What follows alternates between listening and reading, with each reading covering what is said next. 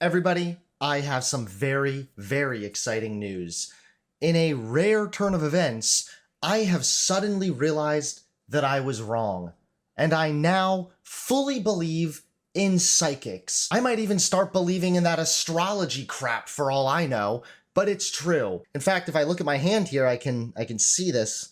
Oh, actually, I see in my near future what looks to be a flat line. So that sounds like a very exciting thing right there. But yeah, it's true, everybody. Psychics are real.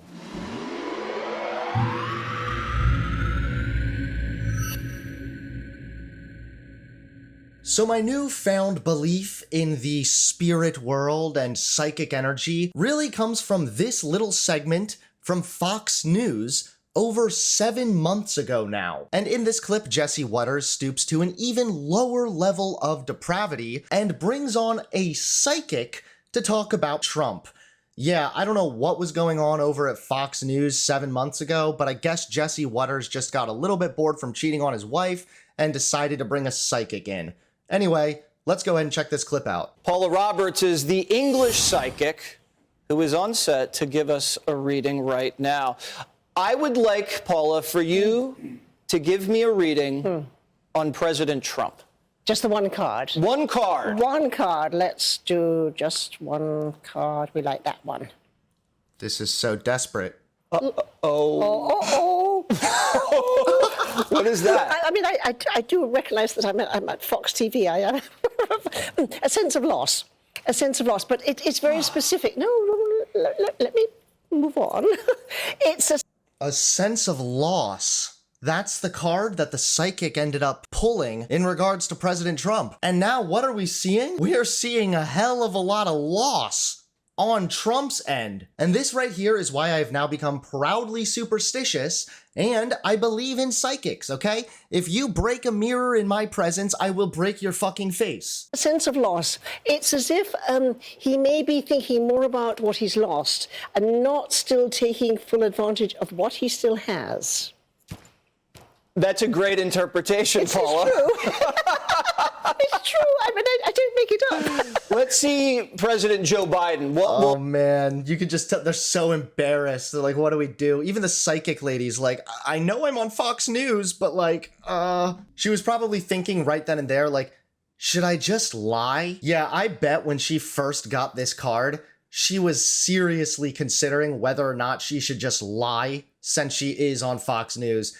She could have said, like, as you can see, here is a strong warrior type standing over green land. That represents Trump being the warrior, the victor, and standing over this beautiful land. Trump, as the strong and stoic victor, will make America great again. He'll make the land green again. That's a great interpretation, Paula. It's true. It's true. I mean, I don't make it up. Let's see President Joe Biden. What will his year look like? Let's look at Joe Biden.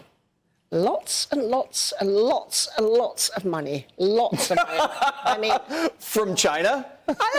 Oh, you are cheeky. I didn't say from where. Did she just say, oh, you are cheeky? I'm sorry, what the British is going on Fox News? Hey, congrats, Fox News. At least you've sold me on psychics. So basically, long story short, what we've learned today from Fox News is you shouldn't trust magic to get your opinions, okay? But I do think that maybe just this time, things are slightly different. Maybe we can trust this magic. Because I tell you, Trump is obviously facing a sense of loss. And Trump is beginning to lash out in more and more delusional and aggressive ways. We already talked about him calling Kamala Harris all kinds of names and just loathing behind closed doors. But now, Trump has resorted to lying about Kamala Harris's crowd sizes and is now claiming that they are AI. I guess this is what happens when you're facing a real sense of loss. You lose touch with what the voters care about, you lose touch with policy, and instead you start focusing on who had more people at their party than my party. So last week, approximately 12,000 people attended Harris's events in Philadelphia, Wisconsin, etc. So as you can see here, Kamala is garnering quite massive crowds, definitely something that Trump finds to be threatening. So in a series of posts on his platform over the weekend, Trump took issue with a specific visual depicting supporters greeting Harris as she stepped off Air Force Two in Michigan. He falsely claimed on Truth Social that there was nobody at the plane and she AI'd it? She AI'd it. This is the picture right here. Where's the Photoshop AI magic, Trump? Dude, that is some desperation right there. If you're losing so bad that now you're just like, oh, you didn't even actually have that many people at your crowd, then you're just coping, and that's it. I mean, you can see a visual of the crowd here, and to be fair, this looks pretty significantly huge. This looks like a massive venue. So Trump coping over here by claiming that this is all AI or some dumb shit. And now the Harris campaign actually responded in a way that was very quippy and very toothy. I appreciate it. We need more of this kind of heat from the Democrats. The Harris campaign took to Trump's own platform, so they went on Truth Social to respond directly to Trump's accusations. They replied with a video of a large crowd when they got off the plane. And Harris said, in case you forgot, Donald Trump, this is what a rally in a swing state looks like. Not a bad roast right there. Like I said, more of this energy from the Democrats. This is the kind of shit that's just gonna melt Trump's brain even further. Trump also continues to whine and compare his false claims about Harris's crowd size to his false claims that the 2020 presidential election was stolen from him. So he's just making up one lie and comparing it to another lie. I tell you, Donald Trump really is that spoiled little brat who always got his way, and now for the first time in his life, he's being told no, and he just can't handle it. He's such a little bitchy brat that that's just breaking his fucking brain. He's about to enter a diabetic coma. He literally needs to invent his own fantasy world. In his own little bubble, in his own little Trump world, he has the biggest crowds. Everyone else is AIing their crowds. The election was stolen from him. This is a man who was never taught how to gracefully lose and was only taught that, well, you're Trump, so you get your way. He's a 7-year-old throwing a fucking temper tantrum in the Toys R Us aisle in the body of a full-grown man running for president. Trump also implausibly compared the crowd he drew for his notorious January 6th Stop the Steal rally. He implied that that rally was larger than the rally that turned out for Martin Luther King Jr.'s I Have a Dream speech. Like, how cocky, how far up your own ass does your head need to be that you would actually fucking say something like this when you're running for president? Who thinks that this is a smart idea? Does Trump have any advisors, or does he just not listen to all of them? Or did he just completely forget that he's supposed to hire the best people? Or did all the best people turn out to be disloyal to him because Trump himself is actually the worst people? Former President Donald Trump and running mate J.D. Vance have also been hammering Minnesota Governor Tim Walz over his response to the violence that erupted after George Floyd's murder. However, newly leaked audio now shows that Donald Trump actually had praised the Minnesota governor, Tim Walz. He had actually praised him for how he handled the violence back in 2020.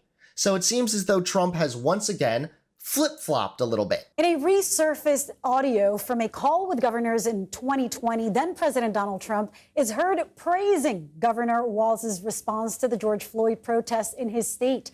I know Governor Walz is on the phone, and we spoke, and I fully agree with the way he handled it the last couple of days. I asked him to do that. Get a lot of men. We have all the men and women that you need. But people aren't calling them up. You have to dominate. If you don't dominate, you're wasting your time. They're going to run over you. So that's quite interesting. Trump and his campaign are now trying super hard to hammer at Governor Tim Walz for his handling of the rioting.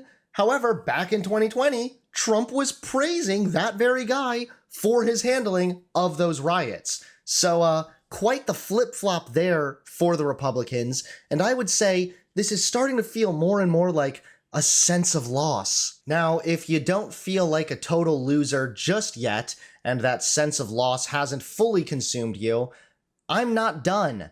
That's right. The Trump campaign is in even more hot water now, all thanks to the good old boy J.D. Vance. Now, as we know, J.D. Vance preaches heavily against LGBT things. He is heavily against drag queens and things of this nature. Well, now, lo and behold, a new photo has leaked, allegedly showing the man, the myth, the legend, J.D. Vance in drag.